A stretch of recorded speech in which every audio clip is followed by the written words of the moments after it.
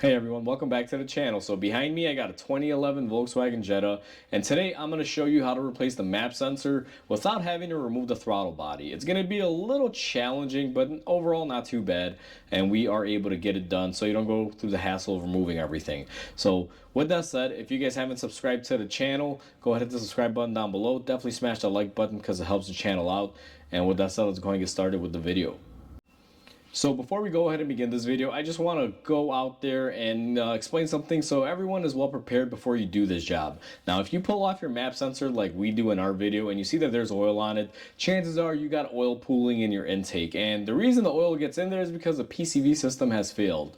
What commonly happens on these, there's a diaphragm on the valve cover with a spring. They typically go bad, the diaphragm tears, and it's able to suck engine oil through the intake. And the way that Volkswagen designed this intake is pretty idiotic. The tube from the PCV comes in from the top of the intake, and the map sensor sits all the way down at the bottom. And unfortunately, when you get any sort of oil in there, it pulls up at the bottom corner where the map sensor is and just completely fouls it out and creates an issue with a P0106, I believe is the code. And that's typically what you're going to be getting on these. That's why you're replacing the sensor. Now, if your sensor has oil on it, replace it. Do not try to clean it. It may work, it may not. Just get a new sensor and make sure you clean up your intake area. Now, the best way that I found to clean up my intake area is to remove my throttle body, get a rag in there. Sometimes you can get a rag with some sort of long stick. These intakes are plastic. There's not a whole lot in there, and just kind of move the rag in and out and try to soak up as much of the oil as you can. You can even dampen the rag with a little bit of brake cleaner and clean up and just do your best. Unfortunately, I don't have a video showing you how to clean that up because it's impossible to film. You would just see me, putting a rag in there and just trying to soak up whatever I could. So if that does happen to you, you're going to have to clean the intake, and you're going to have to probably replace your PCV diaphragm, or at the very least check it. But they're so cheap that if you're going to wind up checking it, it's probably going to break. You might as well just replace the whole diaphragm. So just wanted to give you guys a little bit of advice before this video starts. And with that said, let's go ahead and get started on the video. So where we're going to have to begin on this vehicle is to remove this engine cover slash filter airbox. These Volkswagens have an all-in-one box here. And the first step that you always want to do is start removing the snorkel. Now on our vehicle, someone has been here before. This snorkel is pretty much broken, so it comes off fairly easy. But typically there'll be a cover here, and then you just unlatch it from the housing and you should be able to get it to spring up. Now I can't show that because, like I said, ours is broken. So what I'm going to do here is zoom the camera out, because that's already loose. And this engine cover can be a little bit of a bear. I'm gonna warn everyone that sometimes these require quite a bit of force, and it's scary because they are made of plastic. So what I like to do is I come here in the corner and I'll grab onto it and just pull up on it. Now I suspect someone's been in here before, so ours isn't fighting us too much. If they haven't been removed in a while, they will fight you. I've been there, I've done that. So now that you have it nice and loose, we're going to have one clamp that we're going to have to remove, and I'm going to zoom the camera in on this side to give everyone a better angle. And it's going to be this one right here. That is, I believe, for the fresh air going into the filter. So you're going to take your hose clamp pliers and simply go ahead and remove that clamp. And when you pull it down, the only place where you can leave it is on this tubing portion. This tubing is kind of flexible. You'll see it kind of crumple. If that is the case, don't get too worried. It'll be fine. And then what we're going to do is lift up on the last leg here, and we should be able to slide our tubing off. Now once we have our tubing off, I'm going to take a step back here with the camera, and we should be able to remove our whole assembly all in one, just like that. Now that we have our airbox out of the way, we can kind of see where our sensor is, and the manufacturer says you got to remove the intake on it and the throttle body to be able to gain access to it, but it's simply not true. I believe it's a hassle. I'm going to show you the quick way in this step here. So you're going to have this wiring loom, and it was very difficult to see, but I'm going to, for the sake of the video, try to pull up on this wiring loom here and get it out of the way. But our sensor lives right there. I don't know how well the camera's going to pick it up. You don't have to remove this or lift it up, but just for the sake of the video, what I'm going to be doing is we're going to be lifting up our harness. So I'm just going to take my little pliers here, lift up on this tab, and then what I'm going to do is just use a bungee cord to help and support this and keep this out of our way. Now, it's not a terrible job, it's just that it's very difficult to get in this area. That's why it's kind of a pain, but overall it's not horrible. So now that we got that wiring loom out of the way, we can clearly see our sensor. It's right there. The reason why they want you to remove the throttle body on this is because they want you to just get easy room to get to the bolt. Now, the good thing about these is there's only one bolt holding them in. It's not a 2-bolt design. The other side is a little peg that just holds it into place. Let me grab my new one here and I'll show you exactly what I am referring to here. Let me open up the packaging. So if you look at your new sensor, you're gonna have 2 holes here. You would think there's 2 bolts and you're probably looking at this saying, how am I going to get to the other bolt? This side is not a bolt, just a little holder on there, and I'll show you here once I remove it. You only have 1 bolt on this side, and it's actually going to be really easy to get to. Now I'm going to get my Torx bit, and I forget what these are. I've done a few of them, but I always forget the sizing. And I'll give everyone a heads up, I apologize in advance because it is tight working conditions on here and I'm going to have to block the camera a majority of the time. So I got my tools ready. What you're going to need to do this without removing the whole throttle body is a 1/4" ratchet and a T20 short Torx bit. I initially thought I needed a long one. It's been a while since I did one of these, but I know I've always snuck them out through here. But this is the setup that you're going to need. Now, aside from this, before you go ahead and remove that bolt, what you're going to need is a flathead screwdriver, and we need to disconnect our connector. And the way that you're going to want to do this, and I don't know how well the camera's going to pick it up, but our connector is right here. There's a little tab down there that they want you to push to disconnected. I find that those don't really work that well.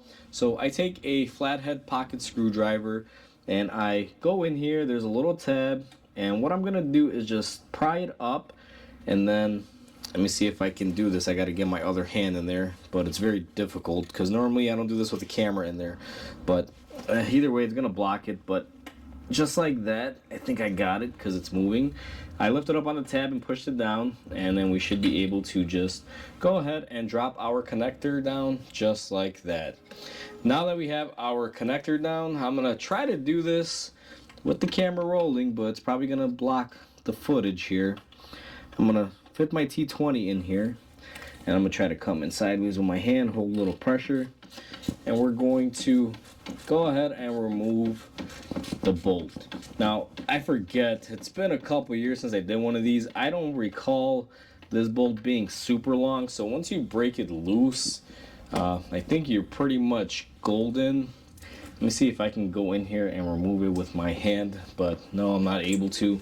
So what I'm going to do is just grab a extension and see if I can sneak in here and just work it off the rest of the way. And this is the hardest part. I mean, even right now, it's kind of being a pain to me just because the bolt is going to be the more difficult thing here. Mainly because after this comes off of the plastic, what'll happen is it's not going to ratchet as well. So you got to kind of figure out a way to hold your bit in there as you remove your Torx bolt. And I believe mine's is there. I can spin it off by hand. This is the hard part, and as you guys can see, it's not really that hard. So we got our bolt out, or our screw, whatever you want to call it. I keep saying bolt, but it's screw, and that's how long it is. Just give you guys an idea for what you're in for, but it's not horrible. And once we get that off, I should be able to just reach in here, gently pull up on it, and these sometimes need a wiggle. Let me get in here with my other hand, and just like that, once you wiggle it out, you're able to get your sensor off. Now, this is what happens to these. If you see this, more than likely you have a diaphragm that's failed in your PCV system, and your sensor is pretty much getting oil fouled, causing it not to read correctly. So when this happens, you need to replace your PCV diaphragm. Now that we've cleaned up our oil in there, and depending on how much oil you have in your intake, you may have to wind up doing a cleaning, but just for reference, this one didn't have too much, so we're able to just clean it out. Now I'm going to take my new Bosch sensor.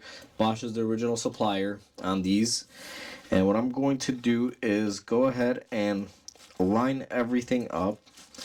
And it's going to be a little bit difficult because you got to line up the tab, and you also have to push the O-ring in there. So since I'm blocking most of the camera view for this, I'm going to go ahead and do it off camera. But, just know that you're going to fight it just a tiny bit.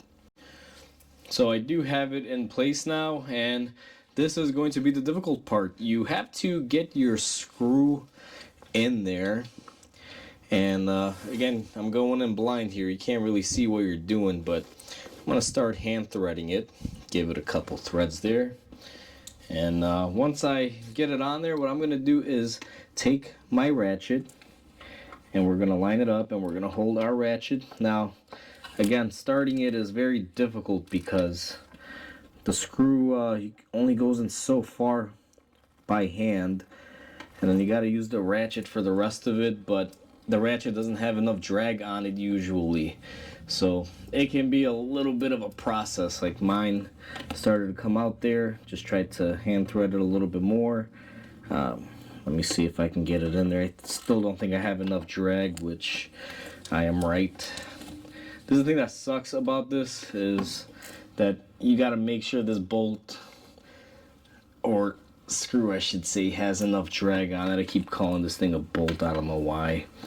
Maybe because I'm going through a cold now, and my mind is kind of all over the place, but this thing is definitely fighting me. So I'm gonna keep trying to get it in here now.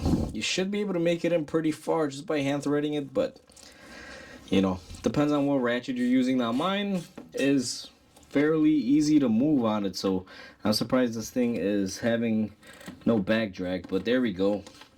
We got to a certain point. Now we're turning our screw pretty easily, and don't over tighten it. Once it stops and you're snug, you're pretty much golden and good to go.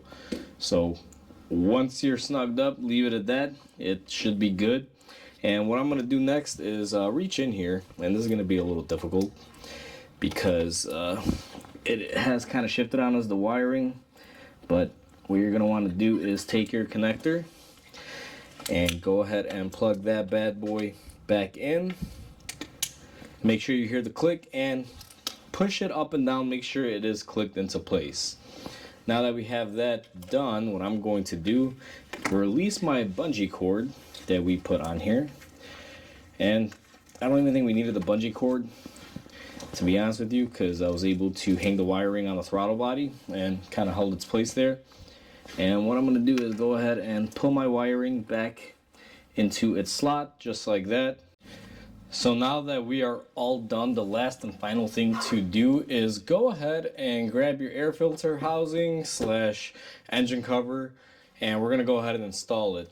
Now on this specific one, we're going to have these mounting points. There's one here, and then 2 up front. So we're going to have a total of 4. And the way that it works, it's going to slide onto those nubs where these little bushings are. It's basically a slide-on fit. Now, one thing to make your life easy on this, if you got some sort of silicone spray, I always spray them. Makes it a little slippery, makes it easier to install. And what I'm going to do is go ahead and lay it across here. Now, you're going to have to at least hook up this intake tube here for the most part, or get it close so you can position it, and we're just going to have to move it around here. You can kind of see the tabs on the side, and then you're just going to have to slightly push it down. Now, my airbox isn't 100% great, because it is broken here, this little fresh air intake side. So I'm just going to slide that into place here to see if I can lock her in. So just like that. And then my fresh air hose, my inlet. This thing is always a little bit of a fight. So what you gotta do is come on in here and just get it to slide on all the way, just like that. And what I always do is just give it a couple firm hits just like that to make sure that it is going to be steady into place. Once we have that, we're going to take our hose clamp pliers. We're going to take our hose clamp. We're going to go ahead and put it back where it belongs, and we are all set. So we are all said and done. That is how you replace the map sensor without having to remove the throttle body and everything out of the way like Volkswagen or the repair manuals want you to. It's not overall too bad. I know it seemed a little bit challenging and difficult in the video, I would think, mainly because when I was filming it, the camera was in the way where I wanted to be because I was trying to grab as much of it as I could. But it's a tight, confined area, but you're able to work in there and be able to get it out. It's overall not too bad. Every time I've replaced these where I'm not filming it, takes me about 20 minutes, and usually it's in and out compared to removing the throttle body and all that stuff. Even though the throttle body doesn't take too much time to remove on these cars, it's the fact that to remove the throttle body, you got to remove the plastic intake parts, and sometimes they want to break, and if you don't want to risk that, why risk it? But overall, it's pretty simple and easy to get to. Hopefully everyone enjoyed this video. Please comment, like, and subscribe because it definitely helps the channel grow. I hope everyone has a wonderful day, and I'll catch you on the next video.